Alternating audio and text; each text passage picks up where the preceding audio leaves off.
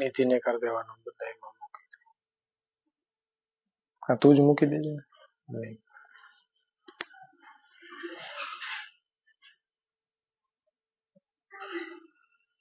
ચાલુ કરે.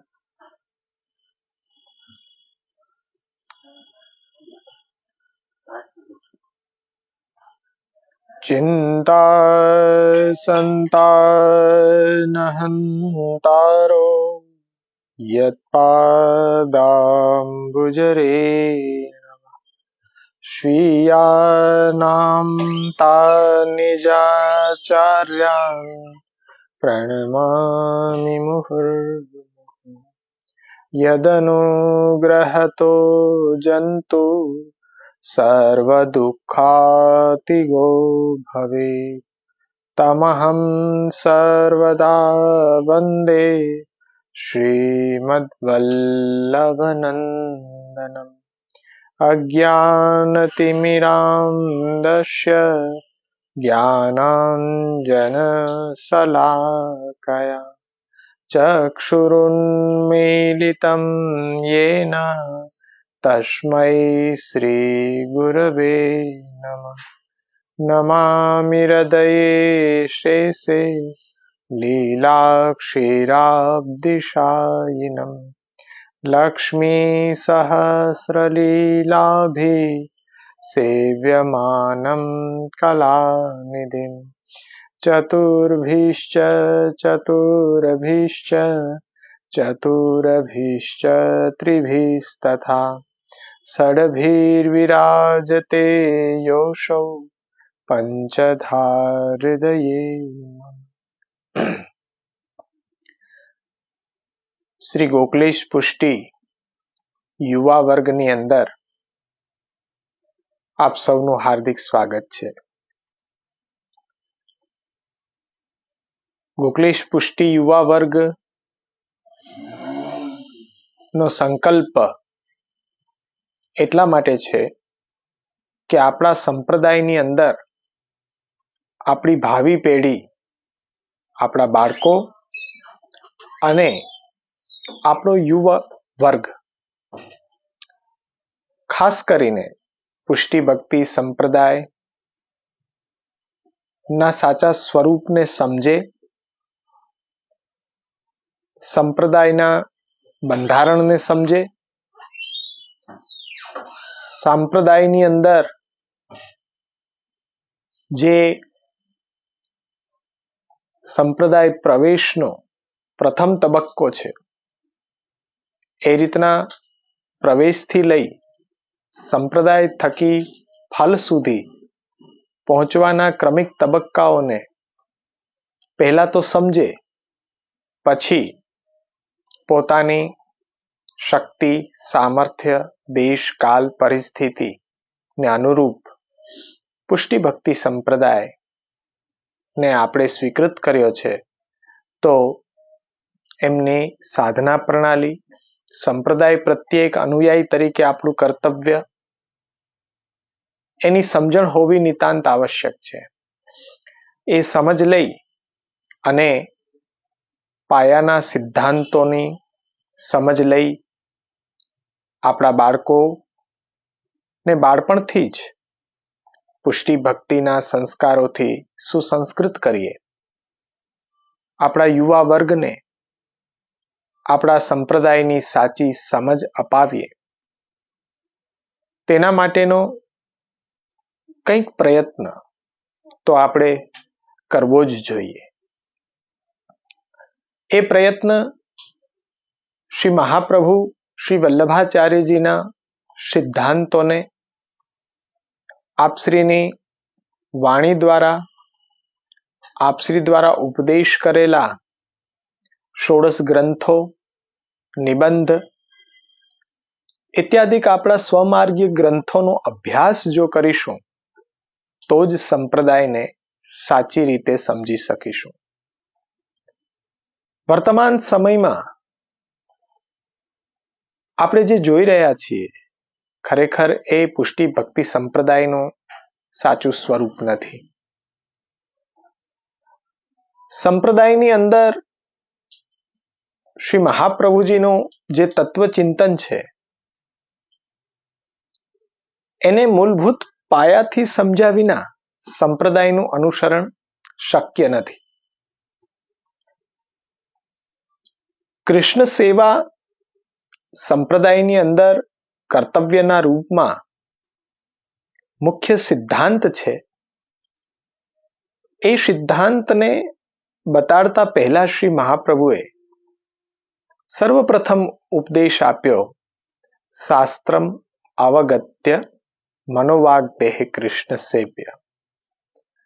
શાસ્ત્રને સમજવાની આવશ્યકતા છે. શાસ્ત્રોની યોગ્ય સમજ યોગ્ય વ્યક્તિ પાસેથી સાચા સ્વરૂપમાં મેળવવા માટે પ્રયત્ન કરવો જોઈએ. પુષ્ટિ ભક્તિ સંપ્રદાયની અંદર ગુરુ તરીકે જે પણ કોઈ વ્યક્તિ હોય તો એ વ્યક્તિ દ્વારા પ્રામાણિક ચિંતન થવું જોઈએ અને ઉપદેશ પણ મહાપ્રભુ શ્રી વલ્લભાચાર્યજીના સિદ્ધાંતોની મર્યાદાની અંદર રહી અને એ ઉપદેશ અપાવવો જોઈએ.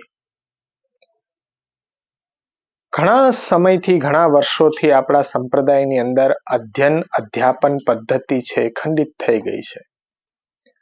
તેના પરિણામે આજે સંપ્રદાયને દેખાદેખીથી કર્ણ ઉપકરણ સાંભળીને અનુસરણ કરવાનો પ્રકાર ઘણા વર્ષોથી ચાલ્યો આવે છે. તો એ સંપ્રદાયનું જે અનુકરણ, આંધળું અનુકરણ, એ સંપ્રદાયની આજે જે પરિસ્થિતિ આપણે જોઈ રહ્યા છીએ, મહાપ્રભુના વિચારોથી તદ્દન અલગ. એવું લાગે છે આપણને કે પુષ્ટિ ભક્તિ સંપ્રદાય જે શ્રી મહાપ્રભુ દ્વારા પ્રવર્તિત થયો, એ સંપ્રદાય આજે મહાપ્રભુના ઉપદેશેલા ગ્રંથો, વાર્તા સાહિત્યોની અંદર જ સીમિત થઈ ગયો અને એને પેરેલલ એક એવો સંપ્રદાય જે આપણે સૌએ ઊભો કરી દીધો. જેમ ખોટો હીરો એટલો ચમકે કે સાચા હીરાની પણ ચમક એની પાસે ફીકી પડી જાય, એ રીતના આજે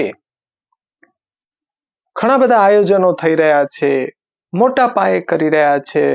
વિશ્વ સ્તર ઉપર પુષ્ટિ ભક્તિ સંપ્રદાયને પહોંચાડવાની દુઃસાહસ કરવામાં આવી રહ્યું છે. ખરેખર એવી કોઈ આવશ્યકતા નથી.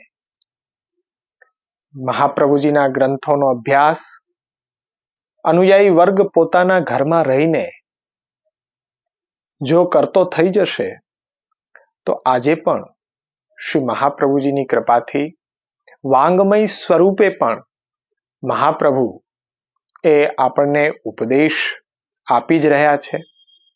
ફક્ત શ્રમ કેટલો કે ઘરમાં રહી આપશ્રીની વાણીને વિચાર કરવા માટેનો સમય ફાળવવો. હવે આપણી સંકલ્પ એવો છે કે આ વિડીયોના માધ્યમથી પાયાનું જ્ઞાન આપણે આપણા બાળકો, યુવા વર્ગ, તમામ અનુયાયી વર્ગને સંપ્રદાયને પાયાથી સમજવો હોય તો કઈ રીતે, કેવી રીતે એ સમજણ આપવી જોઈએ.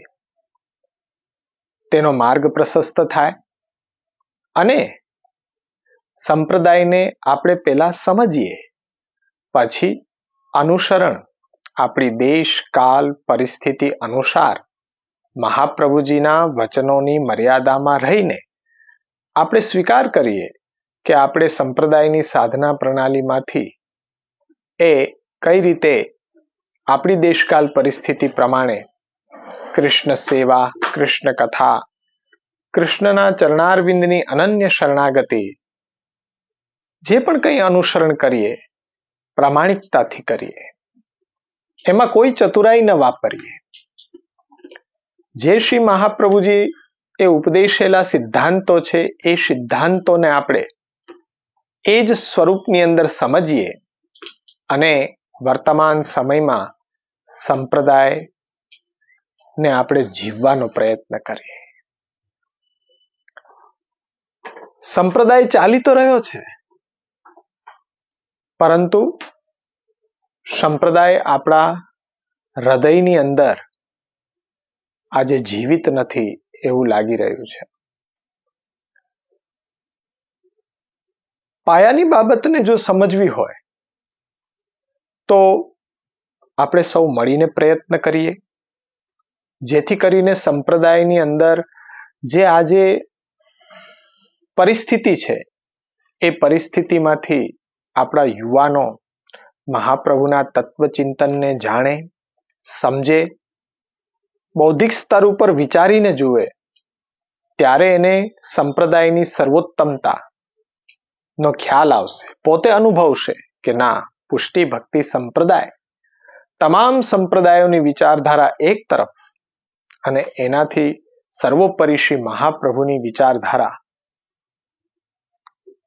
એ જો વાતને સમજશે ત્યારે કહેવું નહીં પડે, આપોઆપ જ સંપ્રદાયની સાધના પ્રણાલી ને અનુસરણ કરવાની એક જિજ્ઞાસા એના હૃદયમાં અવશ્ય થશે.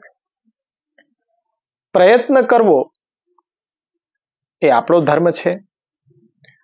શ્રી વલ્લભની કૃપા, પ્રભુ શ્રી કૃષ્ણની કૃપાથી એ પ્રયત્ન અવશ્ય સફળ થાય, એ જ આપણે શ્રી મહાપ્રભુજીના ચરણારવિંદમાં, પ્રભુ શ્રી કૃષ્ણના ચરણારવિંદમાં આપણે એ જ વિનંતી કરીએ કે પ્રયત્ન કરી રહ્યા છીએ, સફળ થાય કે સફળ ન થાય તેમાં તો અંતે ભગવદ ઈચ્છા જ નિયામક છે. પણ એનો મતલબ એવો નથી કે પ્રયત્ન છોડી દેવો. પ્રયત્ન અંતિમ શ્વાસ સુધી કરતા રહેવો જોઈએ. એ પ્રયત્નની અંદર આપણે સૌ એક સાથે મળીને વિચાર કરી રહ્યા છીએ ગ્રંથોનો. મને વધારે જ્ઞાન છે કે આપ સૌને વધારે જ્ઞાન છે એવું કંઈ જ નથી. આપણે જ્ઞાન શૂન્ય બનીને પાયાની બાબતોને વિચાર કરવાનો આરંભ કરવાનો છે. ક્યારેય પણ અભ્યાસ છે એ પૂર્ણ નથી થતો. અભ્યાસ કરતા રહેવાથી અને એ અભ્યાસને આપ સૌની સાથે બેસી અને પુનઃ પુનઃ વિચાર કરતા રહેવાથી એ જ્ઞાનનો પ્રચાર પ્રસાર દ્વારા અજ્ઞાનનો અંધકાર અવશ્ય દૂર થાય છે. ન તો મને ક્યારેય અભિમાન આવે, ન તો આપ સૌને પણ ક્યારેય અભિમાન આવે. આપણે તો શ્રી કૃષ્ણના દાસ થઈને મહાપ્રભુજીના ચરણારવિંદમાં બેસીને આપ શ્રીના વચનોને અંતિમ શ્વાસ સુધી ચિંતન કરતા રહેવાના, બીજા બધાને બતાવતા રહેવાના. અનુયાયી વર્ગની અંદર પણ આજે જોવામાં આવે તો 3 વિભાગ પડી ગયા છે. પહેલો વિભાગ એવો છે કે જે લોકો સંપ્રદાયના મૂળભૂત સિદ્ધાંતોને જાણ્યા જ નથી. જેમણે જાણ્યા નથી તો કેવી રીતના અનુસરણ કરશે, અને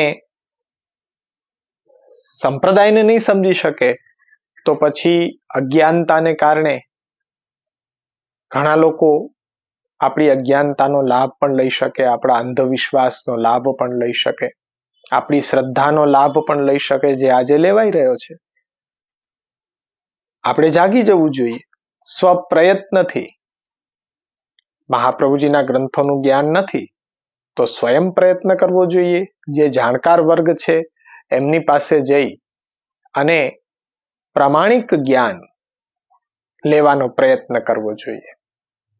બીજો વર્ગ એવો છે કે જેમને જ્ઞાન છે પણ અધકચરું જ્ઞાન છે, સિદ્ધાંતોને સંપૂર્ણ નથી સમજ્યા, જે થોડા ઘણા સમજ્યા છે એમાં પણ કંઈક ઉણપ છે. તો સંપ્રદાયના સિદ્ધાંતોને એ લોકો કંઈક વિકૃત સ્વરૂપ આપી દે છે અને ન સમજણ હોવાને કારણે, અજ્ઞાનના કારણે ઘણા બધા કૌભાંડો સંપ્રદાયની અંદર થઈ રહ્યા છે. એમને પણ જરૂરી છે કે સાંપ્રદાયિક જાણકાર વ્યક્તિ પાસે અથવા સ્વયં ઓથેન્ટિક પુસ્તકો દ્વારા સંપ્રદાયનું સાચું શિક્ષણ, ટીચ યોર સેલ્ફ પુષ્ટિ ભક્તિ સંપ્રદાય, પુષ્ટિ ભક્તિ માર્ગ, પુષ્ટિ માર્ગ સ્વયં શિક્ષક બનીને એ પ્રયત્નનો આરંભ કરવો જોઈએ. ત્રીજો વર્ગ એવો છે કે જે બધું જ સમજે છે પણ એની સમજણ પ્રમાણે આચરણ નથી. સમજેલો બધું છે પણ એ આચરણ કરવા માંગતો જ નથી. તો એવા વર્ગ પાછળ તો આપણે સમય નાહકનો વેડફાટ કરવો એવું જ લાગી રહ્યું છે મને.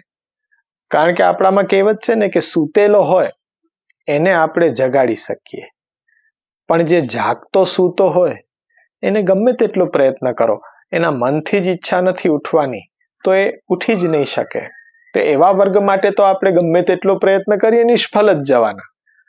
પરંતુ જે નથી જાણતા, જેમને અધૂરું જ્ઞાન છે, એમના માટે તો આપણે સૌએ પ્રયત્ન કરવો જ જોશે. અને એ પ્રયત્ન એવું નથી કે આજે મારા પ્રયત્નથી કે બધાએ કોઈ જાગી જશે, એવું જરા પણ નથી. પણ જે કોઈ એક વ્યક્તિ એને જો સાચું જ્ઞાન થઈ જશે ને તો પણ હું એમ સમજીશ કે વલ્લભકુલમાં જન્મ લેવો, મહાપ્રભુજીના વંશમાં જન્મ લેવો એ સાર્થક થયો. એક વ્યક્તિ જો એને સાચી સમજ આપવા માટે હું માધ્યમ બનીશ તો વૃથા તજ્જન્મ ભૂતલે એવું તો નહીં જ બને. તો મહાપ્રભુજીની કૃપાથી સન્માર્ગ માટે પ્રયત્ન કરવો એ જ મારો ઉદ્દેશ્ય છે. કોઈ એવા મોટા ઓર્ગેનાઇઝેશન ઊભા કરીને, કોઈ એવી વિદ્યાપીઠો બનાવીને કે કોઈ એવા મોટા મોટા અભ્યાસના કેન્દ્રો, એવું કંઈ પણ નહીં. ફક્ત સરળ રીતથી જ્યાં પણ કોઈ અનુયાયી જેવી રીતે એમના સમય અનુકૂળતા પ્રમાણે જિજ્ઞાસુ છે તો એને મારે એ મહાપ્રભુજીના ગ્રંથોને મારી સમજ, મને જેટલું પ્રભુ કૃપાથી, મહાપ્રભુની કૃપાથી જ્ઞાન છે એટલું જ્ઞાન એને આપવું મારું કર્તવ્ય છે. ને એ કર્તવ્યનો નિર્વાહ પ્રમાણિકતાથી હું કરી શકું એવી શ્રી વલ્લભ મારા ઉપર કૃપા કરે. એ જ પ્રયત્ન મારો આ છે કે દર ગુરુવારે યુવાઓ, આપણા બાળકો માટે અને અનુયાયીઓ કે જે હજી અધૂરું જ્ઞાન છે અથવા અજ્ઞાન છે તો એના માટે કોઈ માધ્યમ એવું બને કે જ્યાં અભ્યાસ સિવાય કોઈ પણ અન્યથા વાત થાય જ નહીં અને મુદ્દાસર ટુ ધી પોઈન્ટ એ આપણે ચાલીએ તો અભ્યાસ રુચિકર થાય અને એ અભ્યાસમાં આપણી રુચિ હશે તો વધારેમાં વધારે જાણવા માટે જિજ્ઞાસા પણ થશે અને જિજ્ઞાસા થશે તો પ્રયત્ન પણ થશે. પણ પહેલા જ્ઞાન તો કરાવવું જોઈએ ને. કર્મની શરૂઆત થાય છે તો જ્ઞાન, ઈચ્છા અને પ્રયત્ન, આ રીતના કર્મની શરૂઆત થતી હોય છે. પણ સૌપ્રથમ આપણે જ્ઞાન તો લેવું જોઈએ ને. તો એ જ મહાપ્રભુજીની કૃપા થઈ છે કે ભલે પ્રત્યક્ષ નહીં તો પરોક્ષ ઓનલાઈન માધ્યમથી પણ આપણે સૌ સાથે જ બેસીએ અને મહાપ્રભુજીના ગ્રંથોનો પાયાથી અભ્યાસ કરીએ. ઘણા સમયથી યુવા વર્ગ ચાલી રહ્યો છે. ઘણો બધો અભ્યાસ થઈ પણ ચૂક્યો છે. પણ ઘણા સમય પછી મહાપ્રભુની કૃપા થઈ અને ફરી પાછો આ સમય મળ્યો. મારું સૌભાગ્ય છે કે એ અભ્યાસનું પુનરાવર્તન આપ સૌને કરાવી અને આપણે સંપ્રદાયને અભ્યાસ અધ્યયન પદ્ધતિને આગળ વધારીએ. સૌપ્રથમ સંપ્રદાયની અંદર પ્રવેશ લેવા માટે જે પદ્ધતિ છે એ આપણા વૈદિક સનાતન પરંપરાની અંદર આપણા ભારત વર્ષમાં ઘણા બધા સંપ્રદાયો છે. એ બધા સંપ્રદાયની વાત આપણે નહીં કરીએ, પણ આપણો જે પુષ્ટિ ભક્તિ સંપ્રદાય છે શ્રી વલ્લભાચાર્યજી દ્વારા પ્રવર્તિત થયો છે, તેમાં પ્રવેશ લેવા માટેનો પ્રકાર શું છે? તો આપણે સમજી શકીએ છીએ કે સંપ્રદાયની અંદર પ્રવેશ માટે દીક્ષાનો પ્રકાર હોય છે. દીક્ષા આપી અને શિષ્યગણને ગુરુ સંપ્રદાયના સિદ્ધાંતોની યોગ્ય સમજ આપે, શાસ્ત્રનો અભ્યાસ કરાવે, એનું જ્ઞાન કરાવે, ત્યાર પછી એ સાધના પ્રણાલીને પોતાના જીવનમાં જીવતો થાય એના માટે પ્રયત્નશીલ બનાવે અને એને ફલ સુધી પહોંચાવે. ગુરુ તો એવો હોવો જોઈએ કે આપણી જિજ્ઞાસાને પ્રમાણિકતાથી સંતોષે અને આપણી આ દેહની નાવડીને ભવસાગરની અંદર જ્યારે આ દેહની નાવડી છે એ હાલક ડોલક થવા લાગે છે, આપણામાં સામર્થ્ય નથી ભવસાગર પાર ઉતારવાનું, પણ ગુરુના સદુપદેશ, ગુરુ સદુપદેશ દ્વારા આ નાવનો કર્ણધાર બને અને ભવસાગરને પાર ઉતારે. દેહ દ્રોણ્યામ યુયાશુનામ પરંપારમ ભવાંબુધે ગુરુણાય કર્ણધારેન ઉતાર્યા સ્વ ઉપદેશતઃ. આપણી દેહની નાવડીને ભવસાગરને પાર ઉતારે, એના સદુપદેશ આપણને સ્થિરતા પ્રદાન કરે અને આપણા લક્ષ્યથી આપણને ભટકવા ન દે અને સહજમાં આપણને ભવસાગરને પાર ઉતારે, એવો ગુરુ હોવો જોઈએ. ભક્તિ કરવી છે તો એ ભક્તિ કરવા માટે યોગ્ય સંપ્રદાયને પસંદ કરવો જરૂરી છે. સંપ્રદાયને પસંદ કરવા માટે આપણે એવું શું વિશેષતાઓ એની અંદર જોઈએ કે જેથી આટલા બધા અસંખ્ય સંપ્રદાયો છે એમાંથી આપણને સંપ્રદાયની પસંદગી કરવી હોય તો શું બાબતો હોય કે જેનાથી આપણે સંપ્રદાયની પરખ કરી શકીએ કે આપણા માટે યોગ્ય છે કે નહીં? તો એના માટે જરૂરી છે મૂળભૂત 4 બાબતો. સંપ્રદાયને બંધારણની અંદર મૂળભૂત 4 બાબતો બધા સંપ્રદાયોમાં પ્રાયઃ સમાન હોય છે. પહેલી બાબત છે એનો તત્વ પક્ષ, કે તત્વચિંતન એનું શું છે? વેદ આધારિત હોવું જોઈએ. પહેલો પક્ષ એ ચકાસવું જોઈએ. બીજો પક્ષ છે એ સિદ્ધાંત પક્ષ, એ સંપ્રદાયના નીતિ નિયમોની જાણકારી. ત્રીજો પક્ષ છે વ્યવહાર પક્ષ, એ સિદ્ધાંતો ખાલી જાણવા માટે ન હોય, જીવનમાં આચરણમાં મૂકવા માટે હોય છે. તો એ આચરણમાં દેશકાલ પરિસ્થિતિ અનુરૂપ કઈ રીતે મૂકી શકાય એ વ્યવહાર પક્ષની અંદર સમજાવવામાં આવે છે. અને એવો વ્યવહાર કરવાથી આપણને ફલ શું પ્રાપ્ત થશે ફલ પક્ષની અંદર. આ 4 બાબતો પ્રાયઃ કરીને દરેક સંપ્રદાયના મૂળભૂત સ્ટ્રક્ચરની અંદર બેઝિક છે કે જે તત્વ પક્ષ, સિદ્ધાંત પક્ષ, વ્યવહાર પક્ષ અને ફલ પક્ષ. અને એ 4 બાબતોને સમજાવવા માટે સંપ્રદાયની અંદર ઉપદેશ હોય છે, ગુરુ તરફથી ઉપદેશ પ્રાપ્ત થાય. તત્વ ઉપદેશ, સિદ્ધાંત ઉપદેશ, વ્યવહાર ઉપદેશ અને ફલ ઉપદેશ. સંપ્રદાયની અંદર પ્રવેશ લેવા માટે જેમ બધા સંપ્રદાયોની અંદર દીક્ષાઓનો પ્રકાર હોય છે, તેમ આપણા પણ સંપ્રદાયની અંદર એ દીક્ષા પ્રણાલી છે. એ દીક્ષા પ્રણાલી ને અનુસરણ કરી સંપ્રદાયની અંદર અધિકારીને, યોગ્ય વ્યક્તિને પ્રવેશ આપવો એ ગુરુનું કર્તવ્ય છે. શિષ્યને એટલો ખ્યાલ હોવો જોઈએ કે દીક્ષા એટલે શું, દીક્ષાની વ્યાખ્યા શું. એકદમ પાયાથી આવર્તન કરાવી દઉં કે જે અભ્યાસ મેં કરાવ્યો પણ છે, કદાચ એ સ્મરણમાં ન હોય તો દીક્ષા એટલે શું.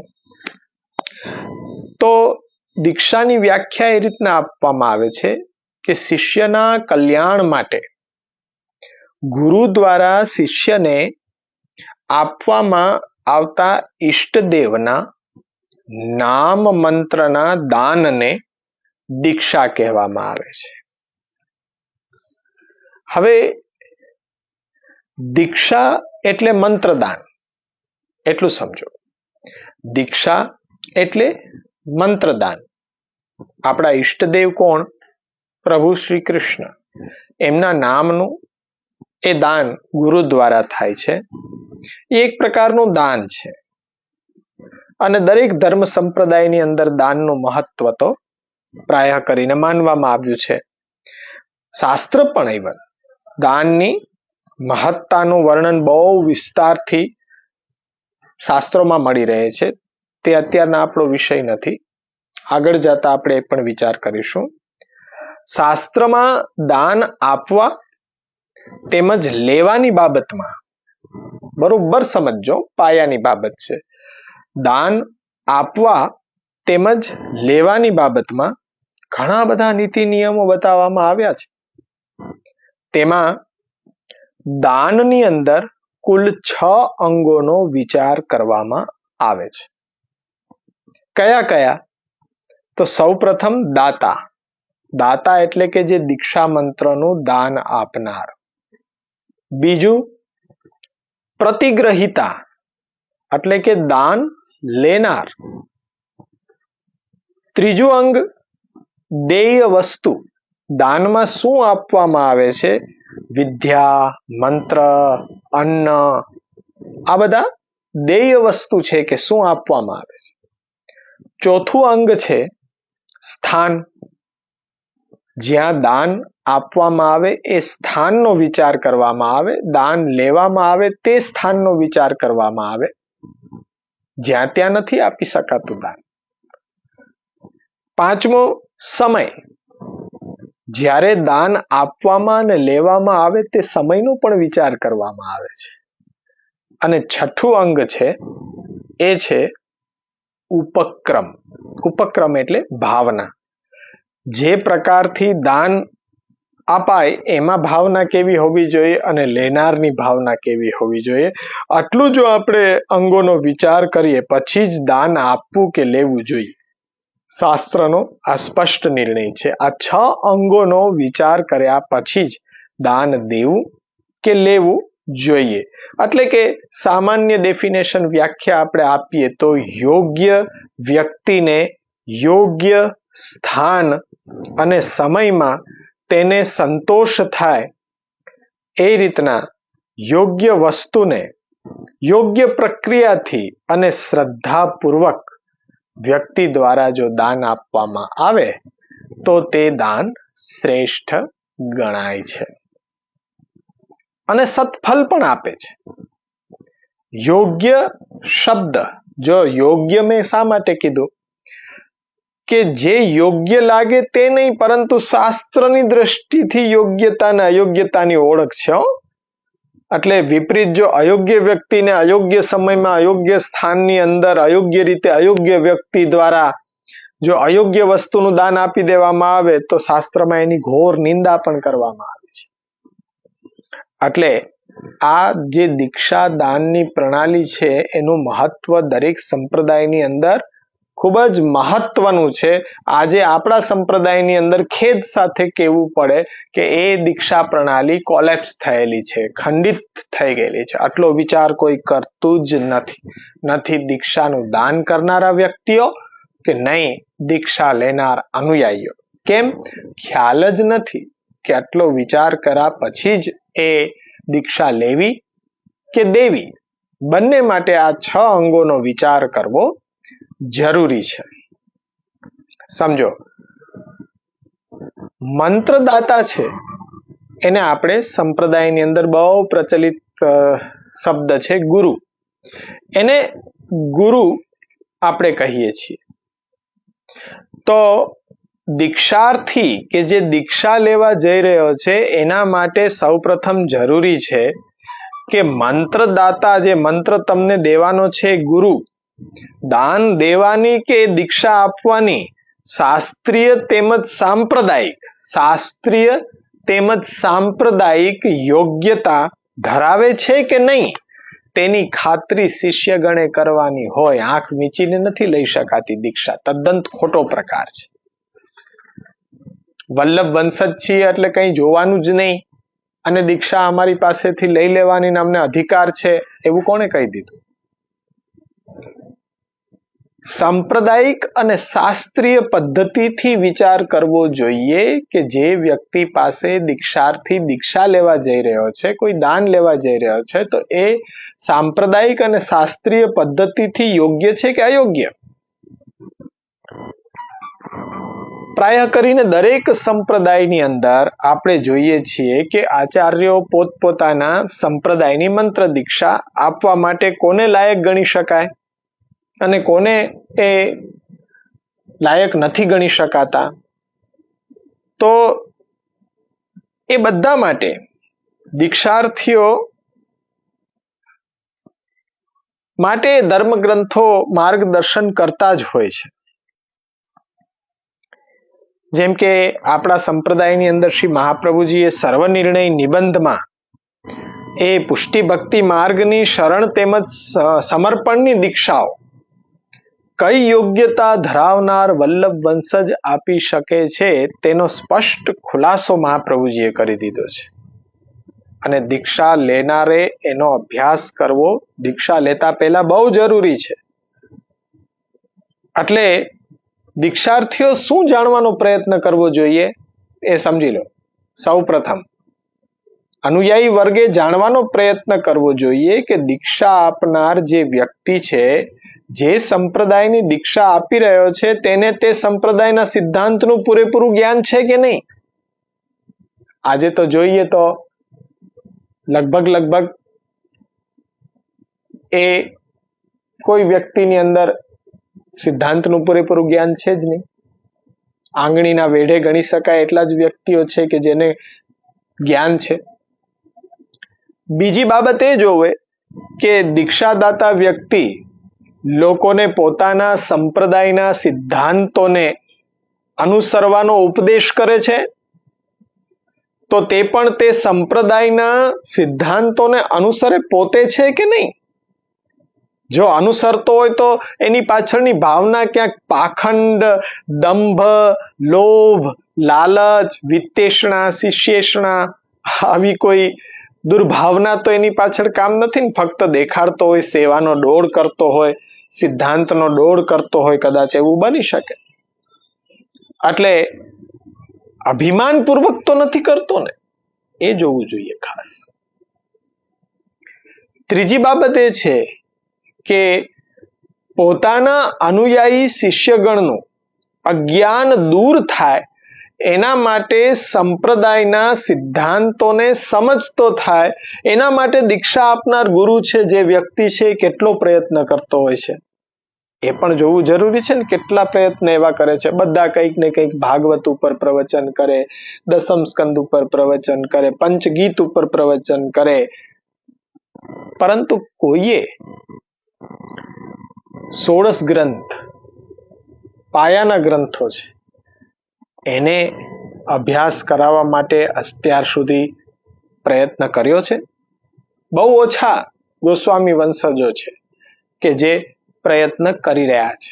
અને એના ફલ સ્વરૂપે આજે પુષ્ટિ ભક્તિ સંપ્રદાયની અંદર મહાપ્રભુના સિદ્ધાંતોનું જે જ્ઞાન છે, ભલે સંપૂર્ણ તો ન જ કહી શકાય, પરંતુ જેટલું જ્ઞાન છે એ એવા આચાર્યોને આભારી છે. પહેલો આ વિચાર મંત્રદાતા પહેલા અંગનો વિચાર. પરીક્ષણ કરવું જરૂરી છે. આંખ વીંચીને બ્રહ્મસંબંધ દીક્ષા લઈ શકાય નહીં. બીજું મંત્ર ગ્રહિતા.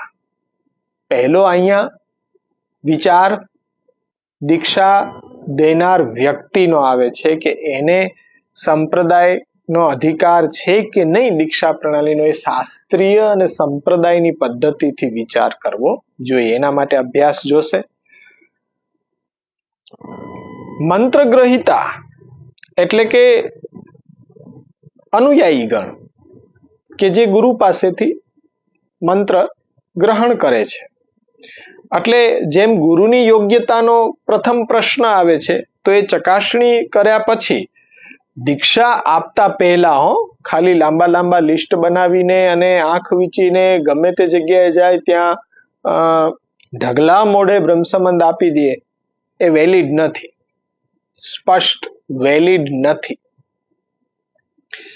દીક્ષા આપતા પૂર્વે ગુરુના માટે પણ એ નિતાંત જરૂરી છે કે દીક્ષા લેવા આવનારની ચકાસણી કરે કે દીક્ષા લેવાની પાત્રતા અધિકારિકતા એમાં છે કે નહીં. વસ્તુ ગમે તેટલી શ્રેષ્ઠ કેમ ન હોય, પરંતુ અયોગ્ય વ્યક્તિને તો ક્યારેય આપી જ ન શકાય. વસ્તુ એને જ આપી શકાય કે જે મહત્વને સમજતો હોય, યોગ્ય રીતે સમજતો હોય, એને જ આપી શકાય. એટલે એની બરોબર સાચવણી કરી શકે, જાળવી શકે અને એનો ઉપયોગ કઈ રીતના કરવો એ પણ એની સમજ હોય. એટલે જ શાસ્ત્રનો નિયમ છે કે દાન હંમેશા સુપાત્રને જ આપવું જોઈએ, કુપાત્રને દાન આપવું જોઈએ નહીં. એ દાન આપનાર નહીં, દોષી ગણાવે શાસ્ત્ર, કે કુપાત્રને દાન આપે તો એ દાન આપનાર પણ દોષી છે. લેનાર તો દોષી છે જ, પણ દાન આપનાર પણ દોષી છે. જેમ કે ધન હોય અને ધન જો કોઈ સજ્જન વ્યક્તિ પાસે હોય તો કલ્યાણકારી નીવડે, પણ કોઈ સજ્જન ન હોય એવા દુર્જન પાસે હોય તો વેડફાઈ જાય. એવી રીતના આ દીક્ષાનો પણ પ્રકાર સમજી લેજો. એ દીક્ષા પણ જો અયોગ્ય પાસે જશે ને તો નિષ્ફળ થઈ જશે. આ ઢગલા મોઢે જે અપાઈ રહ્યા છે ને બ્રહ્મસંબંધના દાન, છાપાઓમાં આપી આપીને કોઈ મહત્વ નથી, નિષ્ફળ નીવડી જાય છે. એટલે પાછો અયોગ્ય વ્યક્તિને એ દાન આપવું, શ્રેષ્ઠ વસ્તુનું દાન આપવાનો અયોગ્ય વ્યક્તિને જે દોષ લાગે છે એ પાછો એ વ્યક્તિને જ લાગે છે કે જે દીક્ષા આપી રહ્યો છે. આટલી બધું ઉદાર બનવાની કોઈ આવશ્યકતા નથી. એટલે પહેલા મંત્રદાતા ગુરુનું પરીક્ષણ, બીજા સ્ટેપ ઉપર મંત્ર ગ્રહિતા એટલે દીક્ષા લેનાર અનુયાયી વર્ગની ચકાસણી હોવી જોઈએ કે જે જિજ્ઞાસુ હોવો જોઈએ. ત્રીજું અંગ આપણે જોયું હતું દેય વસ્તુ. જે આપવામાં આવતી હોય દાનમાં એ વસ્તુ ને દેય વસ્તુ કહેવામાં આવે છે. ગુરુ દ્વારા અનુયાયીઓને દીક્ષા મંત્રનું દાન કરવામાં આવે છે, તો આ મંત્રના સ્વરૂપનો વિચાર પણ આપણે કરવો જોઈએ. મંત્ર એટલે શું? સાવ એકદમ બેઝિક પાયાથી આપણે અભ્યાસ કરી રહ્યા છીએ કે આ બાબતો છૂટી જતી હોય. મને તો કઈ બિલકુલ બહુ વધારે તો જ્ઞાન નથી ઊંડું, પરંતુ જેટલું સમજ છે, જ્ઞાન છે, એટલું હું પ્રયત્ન કરી લઉં. તો મને એમ લાગે છે કે સંપ્રદાયમાં ઘણા બધા પ્રયત્નો આજે થઈ રહ્યા છે, પણ બધા એ દિશાવિહીન, એટલો બધો પરિશ્રમ કરી રહ્યા છે દિશાવિહીન, ગેરમાર્ગે દોરવાનું કાર્ય છે. પરંતુ જો એના અડધા ભાગનું નહીં, ચાલો એનાથી પણ 1/4 પ્રયત્ન જો અનુયાયીને લક્ષ્યમાં રાખીને અભ્યાસ કરાવવાનો જો અભિગમ કેળવાય ને, સંપ્રદાયનું સ્વરૂપ કંઈક અલગ જ બની જાય. દીક્ષા મંત્રની અંદર કોઈ પણ મંત્ર હોય એમાં ઈષ્ટદેવનું જે નામ છે એને મંત્ર ભાગ કહેવામાં આવે અને જ્યારે બાકીનો જે ભાગ છે એને ઉપદેશ કહેવામાં આવે. એટલે ધર્મ સાધનામાં જે પણ સાધક જોડાય તેના માટે દીક્ષા મંત્ર એટલે ઈષ્ટદેવનું સ્મરણ કરાવવું. ઈષ્ટદેવનું સ્મરણ કરાવવું. બીજું, સાધક જે અનુયાયી ગણ છે એના કર્તવ્યો તેમજ સ્વરૂપનું ભાન કરાવવાનું અત્યંત મહત્વપૂર્ણ કાર્ય. દીક્ષા મંત્ર શું કાર્ય કરે તો કે ઈષ્ટદેવના નામનું સ્મરણ કરાવે, અનુયાયીને પોતાના કર્તવ્યનું ભાન કરાવે અને ઈષ્ટદેવના સ્વરૂપનું એ યોગ્ય જ્ઞાન આપે, સમજ આપે. હવે આપણે કોઈ દિશા ભટકી જઈએ તો તરત જ ગૂગલ મેપ ખોલીએ ને, દીક્ષા મંત્ર ગૂગલ મેપ જેવું છે કે આપણને યોગ્ય માર્ગ બતાડે. પણ એ જિજ્ઞાસા હોય તો હો. આ તો ટકે શેર ભાજી ટકે શેર ખાજા એ રીતના અત્યારના સંપ્રદાયની અંદર દીક્ષા દેવાઈ રહી છે ને લેવાઈ રહી છે, એનું કોઈ અર્થ સરતો જ નથી.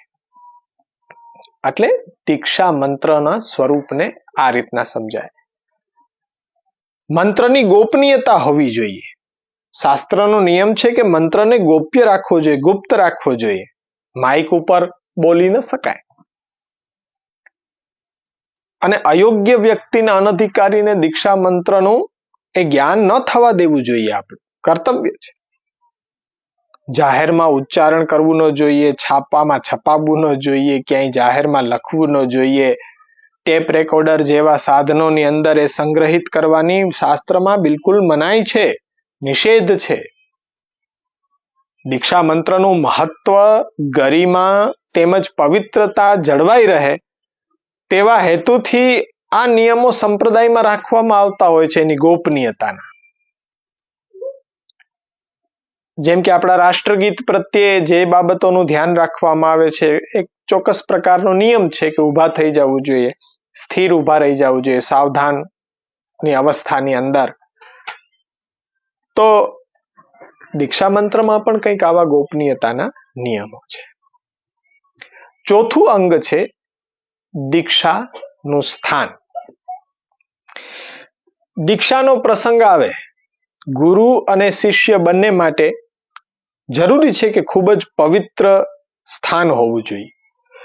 પવિત્ર પ્રસંગ માટેનું જેમ સ્થળ પણ પવિત્ર હોય એવું આવશ્યક હોય છે. જે સ્થળમાં જવાથી મનને શાંતિ, પવિત્રતા તેમજ શ્રદ્ધાની સ્ફૂર્તિ થાય તેવા સ્થાનમાં દીક્ષા લેવી જોઈએ અને અપાવી પણ જોઈએ. ગમે તેવા સ્થળે ઘોંઘાટવાળા કે જ્યાં ભીડભાડ હોય એવા રસ્તે કે જ્યાં જઈને મનને અશાંતિ થઈ જાય, ઉદ્વેગ થઈ જાય, એ સ્થળ યોગ્ય નથી. આપણને એ કંઈક ઉત્તમ વસ્તુ પ્રાપ્ત થઈ રહી છે તો એની ઉત્તમતા માટે યોગ્ય સ્થાન હોવું જરૂરી છે. તો આપણી અંદર અહોભાવ કે સૌભાગ્યની ભાવના છે એ આપણા મનમાં જાગે. પણ જે સ્થાનમાં મહાપ્રભુજીની મર્યાદા કે સિદ્ધાંતોની મર્યાદા જળવાતી ન હોય એવા સ્થાનની અંદર દીક્ષા લેવાથી એ દીક્ષા નિષ્ફળ જ બની જાય છે, કોઈ અર્થ સરતો નથી. પાંચમું અંગ છે દીક્ષાનો સમય. સંપ્રદાયની સાધના શરૂ કરવા માટે યોગ્ય અનુયાયીને બનાવવો દીક્ષા આપવાનું એક મુખ્ય પ્રયોજન હોય. શું પ્રયોજન હોય? ખાલી ચેલાઓ મૂંડવાનું કાર્ય નથી, ખાલી લિસ્ટ લાંબુ બનાવવાની, સેના બનાવવાની, લશ્કર ઊભું કરવાની વાત નથી, પરંતુ અનુયાયી ગણને યોગ્ય બનાવવું, એના માટે દીક્ષા આપવી જોઈએ, પ્રયોજન છે. શિષ્ય જે સંપ્રદાયની અંદર સાધના કરવા માંગે પૂર્ણપણે તૈયાર કરવો જોઈએ. દીક્ષા આપવા માટેનો યોગ્ય સમય એ જ ગણાય કે સંપ્રદાયને જાણી લે, સિદ્ધાંતોને સમજી લે, કમસે કમ આ 6 અંગોને તો એ સમજવો જ જોઈએ. બાળકને આપણે કોઈ સ્કૂલની અંદર, કોલેજની અંદર એડમિશન લેવડાવીએ ત્યારે એની અધિકારિકતામાં આપવામાં આવતી હોય કે ભાઈ એનો ટેસ્ટ લેવામાં આવતો હોય ને પછી એમાં પાસ થાય તો એને સમજાવવામાં આવતું હોય કે ભાઈ બાળક રોજ નિયમિત સ્કૂલે આવે, યુનિફોર્મમાં આવે, ડિસિપ્લિન જાળવે. આ બધા નિયમો હોય છે. તો સમય પહેલા જ જો કોઈ દીક્ષા લઈ લે તો એમાં કેટલાક ભય સ્થાનો પણ છે. કેમ કે જે માટીના પાત્રમાં પાણી ભરી શકાય છે, પરંતુ પાત્ર છે એ પાકેલ માટીનું હોવું જોઈએ. ભૂલથી જો આપણે કોઈ કાચા માટીના પાત્રમાં પાણી ભરી દેવામાં આવે તો પાણી ઢોળાઈ જાય. કાચા હોવાને કારણે માત્ર પાત્ર પણ તૂટી જાય. એ જ પ્રમાણે પાણી જો વધુ હશે અને પાત્ર નાનું હશે તો પણ પાણી ઢોળાઈ જશે. એટલે આપણે સંપ્રદાયના ગુરુએ સમજવું જરૂરી છે કે શિષ્યને કદાચ માર્ગમાં રુચિ હોય અને દીક્ષા મેળવવાની તીવ્ર ઈચ્છા પણ હોય, પરંતુ જો દીક્ષા લેવા યોગ્ય એની અવસ્થા ન હોય, માર્ગના કર્તવ્યોનું પાલન કરવા માટે તત્પર ન થયો હોય, અથવા તો સ્વકર્તવ્યનું પાલન કરવા માટે માનસિક, શારીરિક, પારિવારિક કે સામાજિક વગેરે કારણોસર તેને કોઈ અનુકૂળતા નથી, તો શિષ્યને દીક્ષા આપવામાં ઉતાવળ કરવી જોઈએ નહીં, ન તો ઉદારતા દાખવવી જોઈએ. સમય પૂર્વે જો દીક્ષા આપી દેવામાં આવે તો એ દીક્ષા નિષ્ફળ જાય અને જાય જ છે. એટલા માટે જરૂરી છે યોગ્ય સમયની પસંદગી કરવી જોઈએ. એટલે આપણે કોઈ પણ સંપ્રદાયમાં પ્રવેશ મેળવવા માટે દીક્ષા પ્રથમ, બીજું સંપ્રદાય વિપરીત આચરણનો ત્યાગ એટલે નિષિદ્ધ ત્યાગ, અને ત્રીજું સંપ્રદાયને અનુસાર આચરણ એટલે વિહિત આચરણ. આ 3 શરતોનું પાલન કરવું જરૂરી છે. અને એ સંપ્રદાયની અંદર દીક્ષા અનુસારી આચરણ કરવાની માન્યતા આપવા માટે આ શરતોનું પાલન કરવું જરૂરી છે.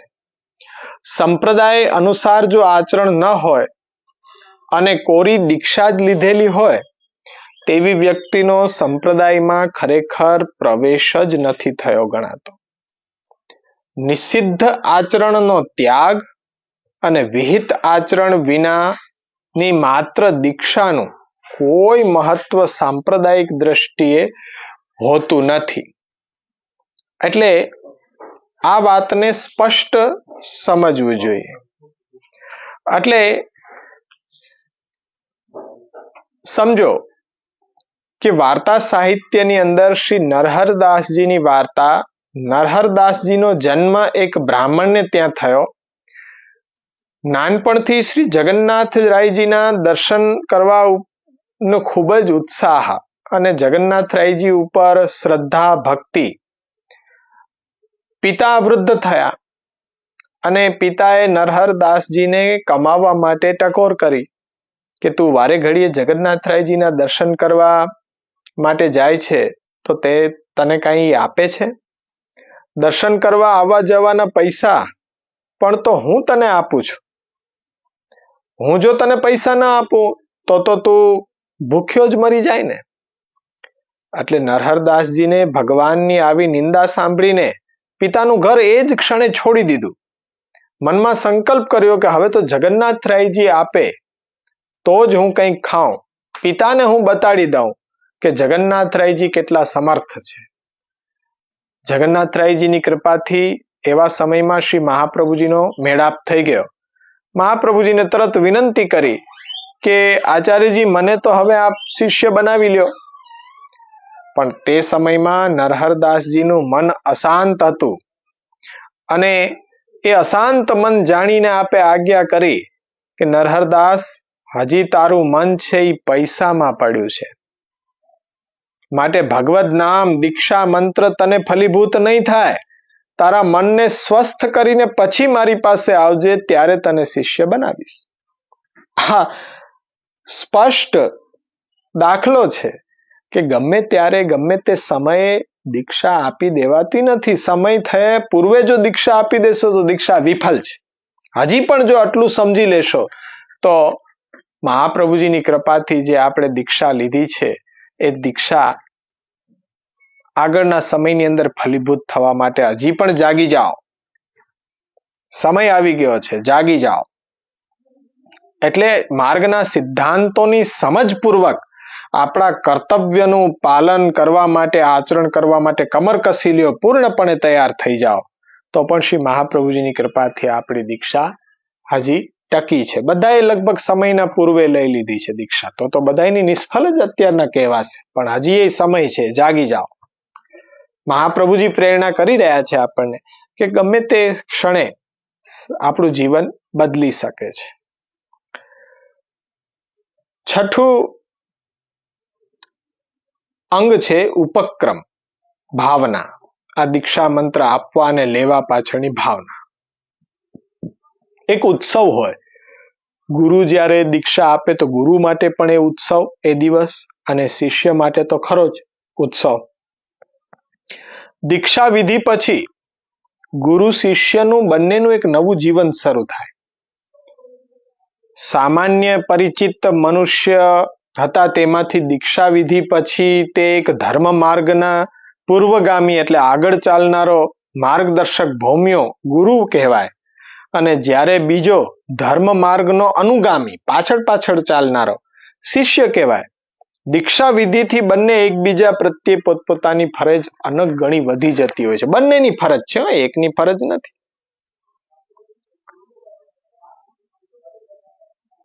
એક સુંદર ઘટના તમે સમજી લો કે માતા પિતા દ્વારા જેમ બાળકનો જન્મ થાય તેમ દીક્ષા દ્વારા દીક્ષાર્થી શિષ્યનો એક નવો જન્મ થાય, ધર્મ માર્ગ ઉપર ચાલવા માટે. આ જ કારણે આપણા ધર્મ માર્ગમાં ગુરુને પિતા તુલ્ય માનવામાં આવે છે. ગુરુ દેવો ભવ. પિતા જેમ બાળકના પાલન પોષણ રક્ષણ માટે, એના વિકાસ માટે સ્નેહ ભાવપૂર્વક કાર્ય કરતો હોય એમ ગુરુને પણ ભાવના જોઈએ, ભૂલી ન જવું જોઈએ.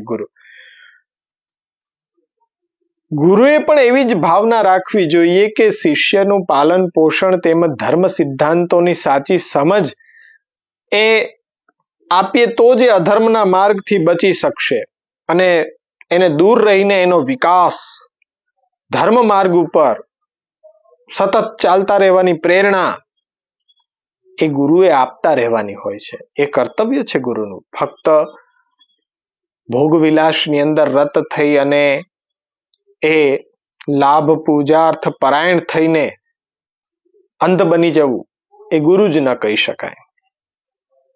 એટલે 252 વૈષ્ણવની વાર્તાની અંદર એક સુંદર ઘટના છે કે એક દિવસ શ્રી ગુસાઈજી પ્રવચનમાં આજ્ઞા કરી કે શુદ્ધ મનપૂર્વક જો શિષ્ય દ્વારા દીક્ષા લેવામાં આવશે ને, અને શુદ્ધ મનથી જો ગુરુ દ્વારા દીક્ષા આપવામાં આવશે ને, તો મહાપ્રભુજીની કૃપાથી પ્રભુમાં દ્રઢ આશ્રય સિદ્ધ થાય અને પુષ્ટિ માર્ગીય ફલ પ્રાપ્ત થાય.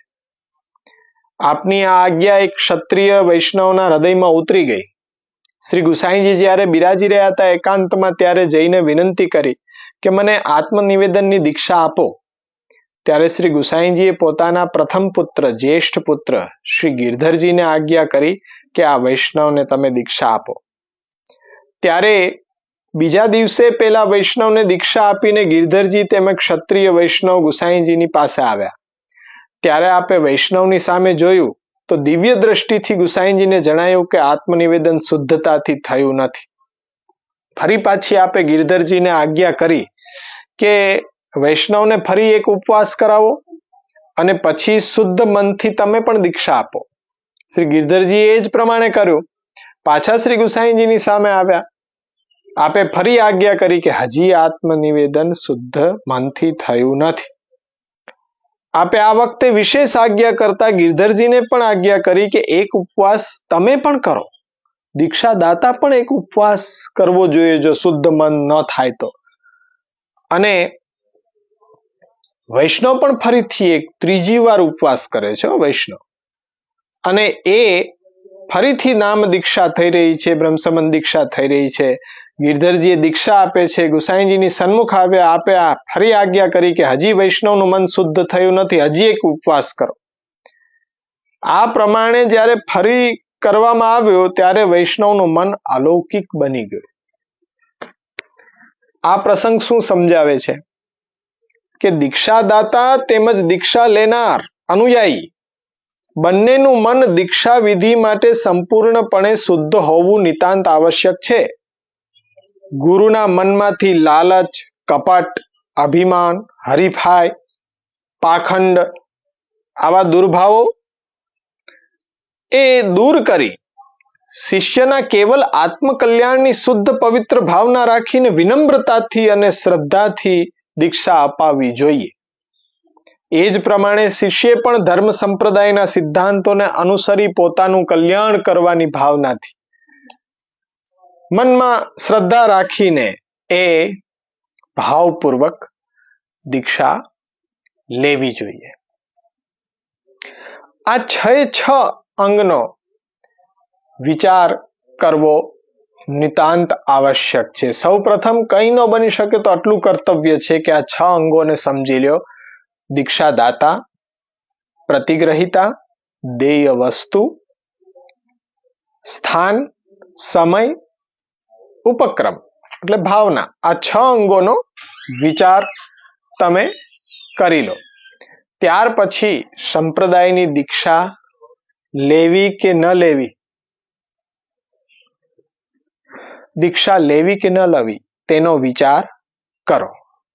આપણને એ વસ્તુ પણ ખ્યાલ હોવી જોઈએ કે સંપ્રદાયની અંદર આ દીક્ષા પ્રણાલિકા શા માટે રાખવાની શું આવશ્યકતા છે. એ પણ જિજ્ઞાસા હોવી જ જોઈએ કે સંપ્રદાયની અંદર દીક્ષા શા માટે. તો એના મૂળભૂત 4 કારણો છે. કયા કયા કારણો છે? તો કે સંકલ્પ, માન્યતા, યોગ્યતા અને પવિત્રતા. આ 4 કારણો સંપ્રદાયની અંદર દીક્ષા પ્રણાલિકા રાખવાની હોય છે. સંકલ્પ, માન્યતા, યોગ્યતા અને પવિત્રતા. સંકલ્પ શું છે? કોઈ પણ કાર્ય કરવામાં આવે પરંતુ કાર્યકર્તાના મનમાં એ કાર્યને પાર પાડવાનો જો સંકલ્પ, નિર્ધાર ન હોય ને તો કાર્ય પૂરું કરવામાં બહુ જ મુશ્કેલીઓ આવી પડતી હોય છે. કાર્ય કરવાની સાથે સાથે એની બાબતમાં જો પાકો નિર્ધાર, સંકલ્પ કરી દેવામાં આવે તો અડધી સફળતા તો કાર્યના આરંભમાં જ મળી ગઈ કહેવાય. અને સંકલ્પ પણ જો કોઈ આદરણીય, પૂજનીય વ્યક્તિ સામે લેવામાં આવે ને તો મન વધુ મક્કમ બની જાય, મજબૂત બની જતું હોય છે. એટલે કે સંકલ્પ કોઈ પણ કાર્ય કરવામાં ખૂબ જ મહત્વની બાબત છે. પણ ધ્યાનમાં રાખો કે લેવા ખાતર નહીં લઈ નાખેલા સંકલ્પોથી કંઈ પ્રાપ્ત નથી થતું. જે કાર્ય કરવાનું હોય તેની પૂરેપૂરી સમજ, આપણી શક્તિ, બંને બાબતોનો યોગ્ય વિચાર કર્યા પછી જ આપણે સંકલ્પ કરો તો સફળતા મળે. દીક્ષા છે ને સંપ્રદાયની અંદર એક પ્રકારનો સંકલ્પ છે, કમિટમેન્ટ છે, પાકો નિર્ધાર છે. ગુરુને સાક્ષીમાં રાખીને આપણે ભગવાન સામે પ્રતિજ્ઞા કરીએ છીએ, પાખંડ વિના સાચા હૃદયથી, હે પ્રભુ હું સંકલ્પ કરી રહ્યો છું. એ દીક્ષા લે છે તો અવશ્ય કલ્યાણ શિષ્યનું થાય. બીજી માન્યતા. દરેક સંસ્થાની સ્થાપના થઈ હોય કોઈ નિશ્ચિત ઉદ્દેશ્ય અને લક્ષ્યમાં રાખીને થતી હોય છે.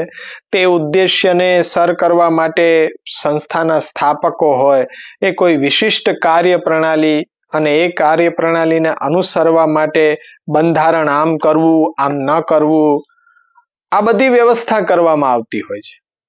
આવી કોઈ પણ સંસ્થામાં પ્રવેશ મેળવવા ઈચ્છનાર એ સંસ્થાના સદસ્ય તરીકે માન્યતા વિધિપૂર્વક મેળવવી જોઈએ. સંસ્થાના માન્યતા પ્રાપ્ત સદસ્યો દ્વારા સંસ્થા તરફથી અનેક પ્રકારની એ રાહતો, સંરક્ષણ, અધિકારોના લાભો મળતા જ હોય છે. આ પ્રકારના લાભો સંસ્થાના સદસ્યને જો ન હોય, જે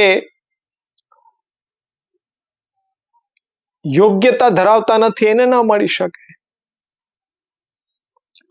તો સંસ્થાની માન્યતા મેળવવી કે સંસ્થાના સદસ્ય થવું એટલે સંસ્થામાં પ્રવેશના ઈચ્છુક વ્યક્તિને સંસ્થાના લક્ષ્ય, કાર્ય પદ્ધતિ એમજ બંધારણનો પૂર્ણપણે સ્વીકાર કરવો જરૂરી છે. સંપ્રદાય પણ એક ધાર્મિક વ્યવસ્થા જ છે, એક ધાર્મિક સંસ્થા જ છે. અજ્ઞાની લોકોને ધર્મનો માર્ગ બતાડીને તેનું કલ્યાણ કરવું એ આધ્યાત્મિક ઉદ્દેશ્ય સંપ્રદાયનો હોય છે. આધ્યાત્મિકતાને, આપણી આધ્યાત્મિકતાના ઉદ્દેશ્યને પૂર્ણ કરવા માટે સંપ્રદાયની અંદર ભક્તિ, કર્મ, જ્ઞાન, ઉપાસના, તપ એ બધી સાધના પદ્ધતિ હોય છે. સાધના કરનારનું જીવન સામાન્ય લોકોના જીવન જેવું નહીં, પરંતુ પોતાના ઉદ્દેશ્યને અનુરૂપ બનાવવું જોઈએ, આધ્યાત્મિક હોવું જોઈએ. એટલે આપણે પણ આપણા સંપ્રદાયની બાબતમાં શ્રી મહાપ્રભુજીએ શું કરવું, શું ન કરવું એ બાબતોના સિદ્ધાંત બતાવ્યા છે. એનું પહેલા જ્ઞાન મેળવીને સંકલ્પ કરવો જોઈએ કે એ સિદ્ધાંતને અમે પ્રામાણિકતાથી અનુસરણ કરીશું. સંપ્રદાયના લક્ષ્ય સુધી પહોંચાડતો હોય તે ફળ ની પ્રાપ્તિમાં દીક્ષા મેળવનાર ઈચ્છનારને રુચિ હોવી જોઈએ. આ 3 શરતો તો પાલન કરવી જોઈએ સંપ્રદાયની માન્યતા પ્રાપ્ત કરવા માટે, કે અનુયાયી તરીકે સંપ્રદાયનું જે લક્ષ્ય છે કૃષ્ણ સેવા થકી કૃષ્ણ પ્રાપ્તિ, એ કરવા માટે મારે દીક્ષા લેવી છે. કોઈ અન્યથા કોઈ પણ રસ્તે ચાલતા હેતુ ન હોવા જોઈએ. લક્ષ્યની પ્રાપ્તિ માટે સંપ્રદાયની અંદર જે સાધના પ્રણાલિકા જે સ્વરૂપમાં કહેવામાં આવી છે, ગૃહે સ્થિત્વા સ્વધર્મતઃ, તો એ અવશ્ય ઘણાને આજે મંદિર સેવા, ગ્રહ સેવાના દ્વંદમાં ફસાવીને આપણા કર્તવ્ય પથથી ચ્યુત કરવાનો દુઃસાહસ આજે ધર્માચાર્યો દ્વારા કરવામાં આવી રહ્યો છે. સ્પષ્ટ સિદ્ધાંત મહાપ્રભુજીનો છે ગ્રહ સેવા. ગ્રહ, ભક્તનું ગ્રહ એ જ પ્રભુને બિરાજવાનું ઉત્તમ સ્થાન, એને મંદિર કહેવાય. કોઈ ટ્રસ્ટની જગ્યા કે કોઈ જાહેર એ સ્થાન મંદિર નથી, પરંતુ ભક્તનું નિજ ગૃહ, પ્રભુને બિરાજવાનું ઉત્તમમાં ઉત્તમ સ્થાન છે. ભક્ત જ્યાં સેવા કરી રહ્યો છે પોતાના તન મન ધનથી, એ સાચો પ્રકાર.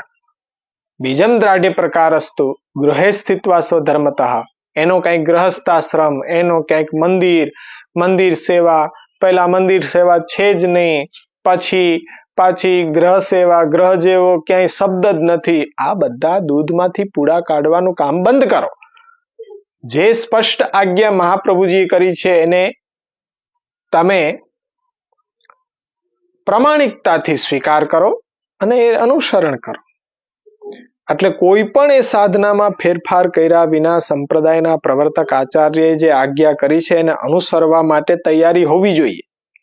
અને ત્રીજું, સાધક તરીકે જીવન જીવવા માટે જે સિદ્ધાંતો આપણા આચાર્યો દ્વારા સ્થાપિત કરવામાં આવ્યા હોય, તે સિદ્ધાંતોમાં આપણી શ્રદ્ધા રાખીને એ અનુરૂપ આપણું જીવન બનાવવા માટે આપણે પ્રયત્ન કરતા રહેવો જોઈએ. આ 3 શરતો તો ઓછામાં ઓછી સંપ્રદાયના માન્યતા પ્રાપ્ત કરવા માટે હોવી જોઈએ. ત્રીજું કારણ છે દીક્ષા રાખવા પાછળનું પવિત્રતા.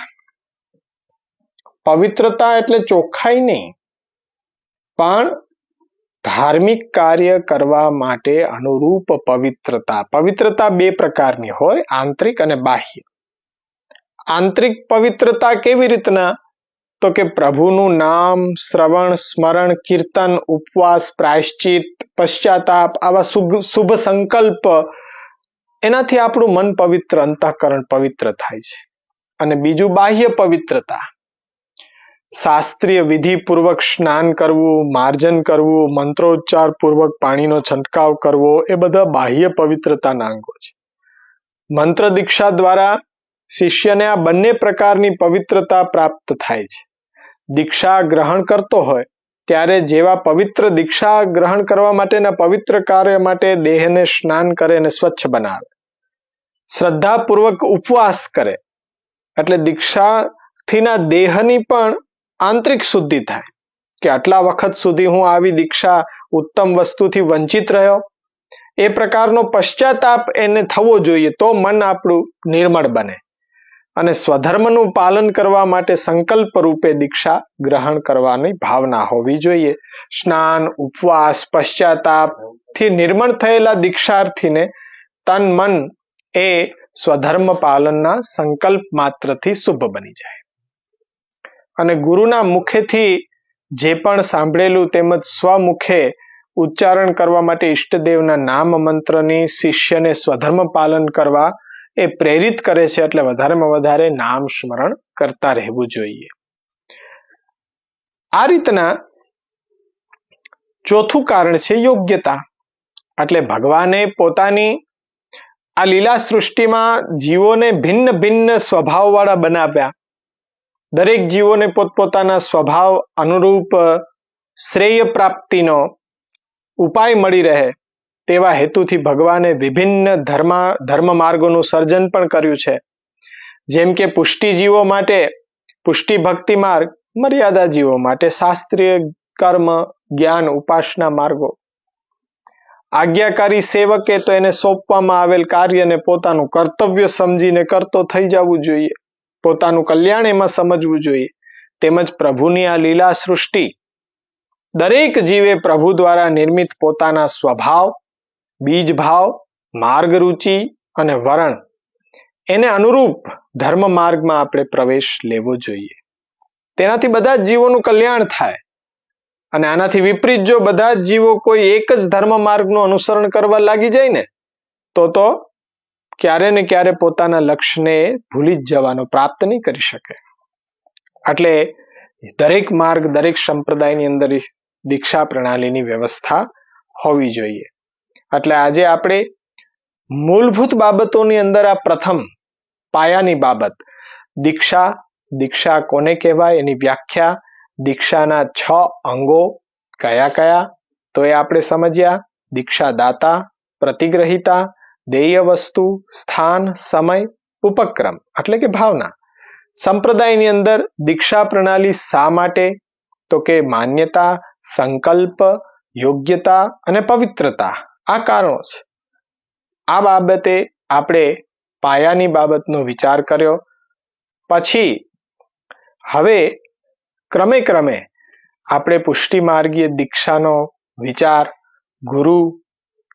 ગુરુની બાબતની અંદર જે અભ્યાસ કર્યો હતો એનો આપણે નેક્સ્ટ વિડીયોની અંદર એ અભ્યાસ કરીશું અને ત્યાર પછી આપણું સેવામય જીવન કેવું હોવું જોઈએ તે તરફ આગળ વધીશું. આશા છે કે આ વિડીયોના માધ્યમથી બધાને પાયાની બાબતોનું જ્ઞાન થાય અને મહાપ્રભુજીની કૃપા છે કે આવા શુભ સંકલ્પથી આપણે કાર્ય આરંભ કર્યું છે.